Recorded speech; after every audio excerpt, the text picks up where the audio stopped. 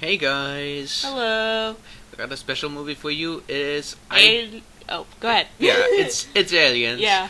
And I believe it is part 7 on our trip through the Alien and Predator franchise. We're getting close to the end, and we got a great one for you today. Yeah, as he said, it was Aliens made in on the year of my birth, 1986. Yeah. The 1980s have been a great time for science fiction movies, horror movies, and also action movies. And this movie combines all of that into one. Yeah. Made by James Cameron, this is definitely a movie worth watching. Yeah, it's actually said that this is probably one out of the two best sequels that's ever been made in movie history. The other sequel being Terminator 2: Judgment Day, also directed by James Cameron. So one could argue anything this guy touches is gold. Well, that's not always true, but it definitely holds up with this one. He's definitely a good director. He's probably one of my favorites, no doubt about it. But anyway, just to move along here, he's not like Ridley Scott in regards to horror. He's more into the action sci-fi genre, though he does put a horror factor into it, but not by much. Certainly not as like claustrophobically panicky-wise as the first movie. Yeah, this movie is more, well, how could I say, it's more action-oriented. The sets are definitely... You can tell that the budget for this movie was so much higher. We have much more actors in this one. We have, yeah, no surprise, more aliens this time. It's not just one. It's a lot. We have tons of action. We have big names in this one. I mean, from the first movie, the name that stood out the most from today's perspective was Sigourney Weaver. Yeah. But in this one, I see so many names that ring a bell. If you look at the cast, for example, we have Michael Biehn playing the role of Corporal Dwayne Hicks. I know Michael Biehn from the Terminator franchise. It was great to see him again. You know, he originally wasn't going to be hired on to do a Marine for this movie. They already had somebody else playing the part, but for some reason the guy couldn't play it anymore, or he quit. I'm not sure. So James Cameron gave Michael Biehn a call and asked him, "Hey, do you have time? Can you fly up here and take over this scene?"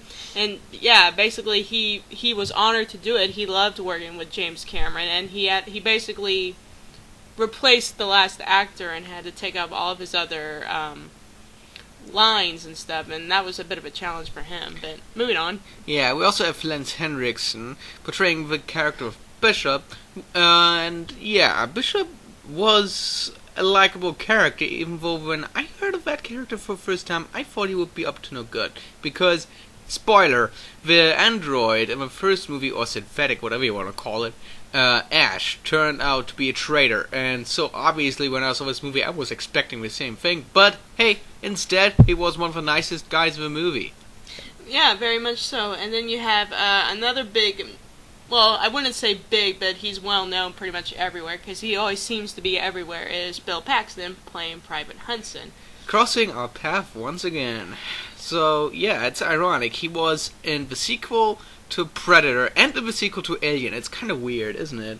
It is. He was also in, like, a short little cameo in Commando. I mean, the guy is everywhere, but you know what? It's okay. In this movie, he also plays a bit of the comic relief, too. Yeah, and you know how, in this movie we have okay, what's a plot? Okay, the plot is Ripley survived the first movie by getting on that lifeboat and getting rid of the alien, seemingly for good.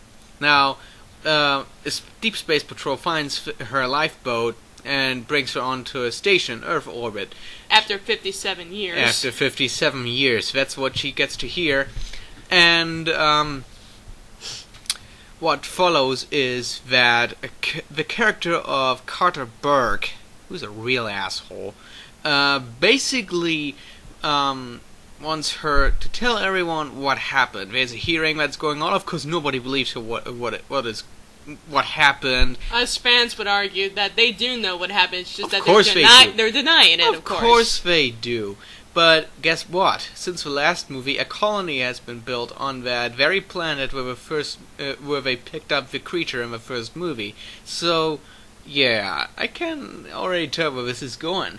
And So Well, okay, moving the story along. They lose contact with the colony on the planet that we now know as LV-426, where originally the first spaceship from the first movie was encountered. And I think we all know why we lose contact with the colony, so they send in the Marines and they ask Ellen Ripley to go with them because she had experience at that planet firsthand, and their claim is they want her to go there to how did Bert phrase it? He wants her to be there as an advisor, and if she does this, they will give her back her license as a flight officer, because at the time they kind of took that away from her. You could say he bribed her, and yeah, he did. Yeah, he did. In my opinion, Very totally. much. So they go there, and for a long time in the movie, at least it feels long, absolutely nothing happens. They search for colony. We have Marines walking through corridors with motion trackers this time. Very valuable against those creatures, because you can barely see them in the dark. And they love to camouflage, don't they? Oh, yes. And this just not a whole lot going on. I know this is supposed to build suspense, but this is one of the points that I have to say were not that good about the movie. I know the whole thing of getting into the base and taking its time with the actual alien encounter, it's perfectly fine. But it takes like half an hour here. At least it feels that long. I felt it was too long. Well, if it was that long, I didn't care because I got to see the amazing stage setups. The setups in this movie were epic. You have Very good. H.R. Geiger was back for the art design once again. He designed a few of the stages, like when they go into the alien hive. And there were other people that were signed up to do, like, the new ship designs, like for the Sulaco. That's the Marines battleship, and the colony base. Okay, the movie took a long time, but you can't argue that the scenes and the visual aspect of this film was epic. They were. It's just, when first time you watch this movie, that is great. Watching it again, it feels like just, we're delaying the inevitable here. We know what's going to happen. But if so, that kind of takes away a little bit of rewatch value, I guess. I admit that, because I tried to get my stepdad to watch this movie, and he kept falling asleep through half the film, and would end up not seeing the actual action, because it took so long to get through it. Yeah, exactly. Okay. Anyway, so what happens? They find a survivor, whose name is Rebecca, but she prefers to be called Newt, and played by Carrie Henn. Yeah, and Ripley more or less starts bonding with her because, as we get to hear, at least in the extended version, Ripley had a daughter back on Earth, but since she was gone for over 50 years, she died by now. So that was really sad to hear. I thought it was, I thought they should have kept that in the cinematic version, but anyway, so they find her, and eventually they find the colonists. But this is where the stuff finally gets going, and hell yeah, it does. This is where you see all the weapons go into use. This is where all the Marines collide together to try to get the hell out of there and survive, but they officially get their asses kicked. And which was a kind of a problem in the first movie, but I believe this was intended. In the first movie, you didn't see a whole lot of the creature. This time you do, and a lot of them. The aliens are not afraid to show themselves in this movie. No, you only see them for like a fraction of a second, but they're clear as day. Yeah. You can't even make out some of the details sometimes. The Marines just certainly could see them. They're screaming, they're yelling, they're like, let's get the fuck out of here. Yeah, basically the whole base turns into a slaughterhouse, and Ripley has to get in and save her asses. Against the order of their lieutenant, whose name is Gorman, who is pretty much the most useless idiot I've ever seen as an officer. Yeah, but this entire action scene leads to probably one of my favorite music lines. The music playing in the background. The soundtrack. Yeah, the soundtrack is so amazing. Good. The soundtrack is amazing. I heard that. I don't know which came first.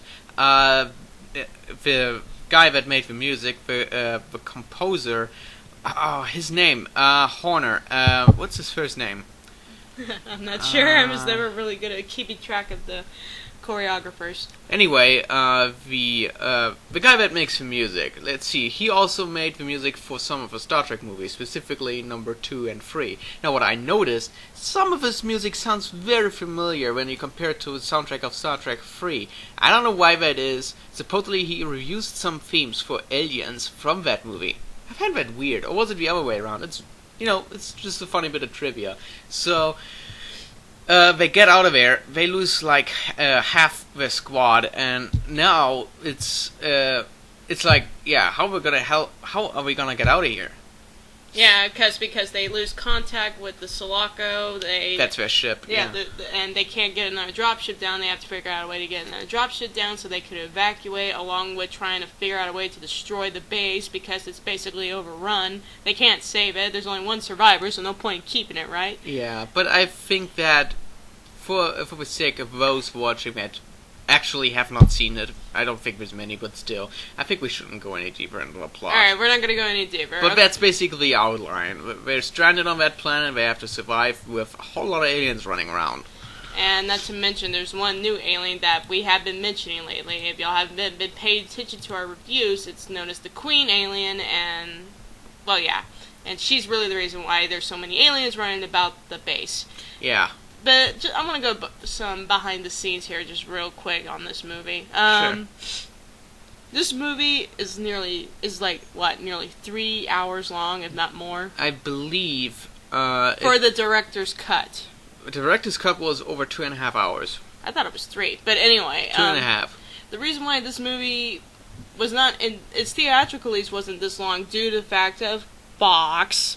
Fox was really determined to make James Cameron stick to a timeline to not make the movie too long. And, you mean a deadline? Yeah, a deadline. It was a deadline and a timeline with the movie. They didn't want the movie to be too long. They didn't want to overdo it with effects and stuff. But James Cameron, he wanted to go all out, and he basically quoted that this movie was a battle to finish. I'm sorry. I'm getting the impression that Fox has to be the movie studio that is the most determined to piss off their fan base.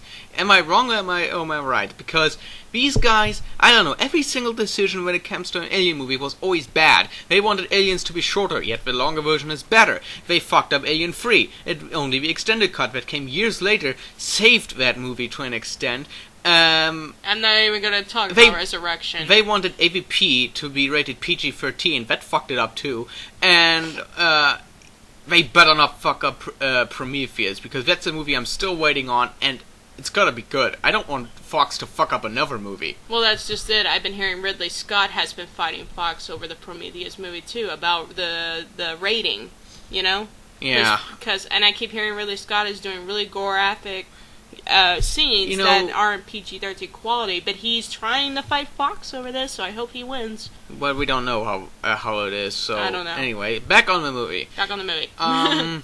Just my general impression. I think that as a sequel, this movie feels very different from the first, but it's a welcome change. For one thing, I thought having more characters was actually better, because this time we have an established main character. It's Ripley, we all know it.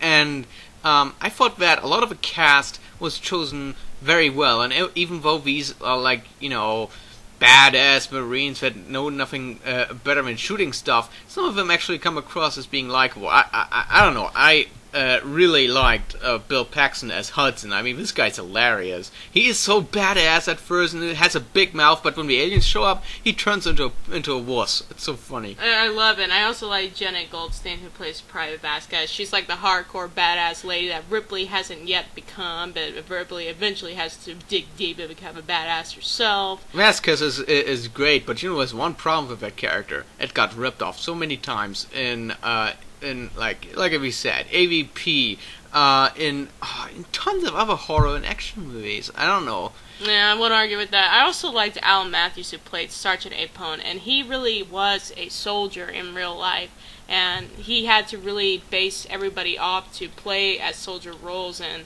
yeah, I could tell that during the scenes, like when we prepare for the drop, when he like gets everybody in line, you can tell this guy was in the military. I was like, when I saw this, I was like, man, this guy's great. It's like he was in the military. And he was! Oh yeah, he definitely was. And then behind the scenes, he would always keep telling the crew that were holding guns, whether they were real or not, he said, you point a gun at me, I'm going to shove it down your throat. That's just how I was trained. Thank you, America. That's how he said it. So, yeah, we got a good sequel here. Great special effects. Amazing. I love the costumes and the animatronics. They're great. Better than anything CGI could have done back then, and even by now I think it's very hard to make something like the aliens look realistic without using suits or animatronics. I think that is something that's near impossible. No, everybody's using CGI, it's cheaper. Well, I would argue that it's cheaper. It's not cheap to make animatronics and rag dolls and life-size but I think it props. pays off because it makes. Well, of course, it also depends on how you use them. But Okay. but I'm just generally saying these effects may be more expensive, but in most cases, the result is much more realistic looking than anything that can come out of a computer. Yes. That's my opinion, and I'll stick to that. Maybe that will change within the next 100 years when CGI will finally become decent. Maybe. Who knows? Let's hopefully Ridley Scott will keep a strong balance between CGI and animatronics. He usually does. Yeah.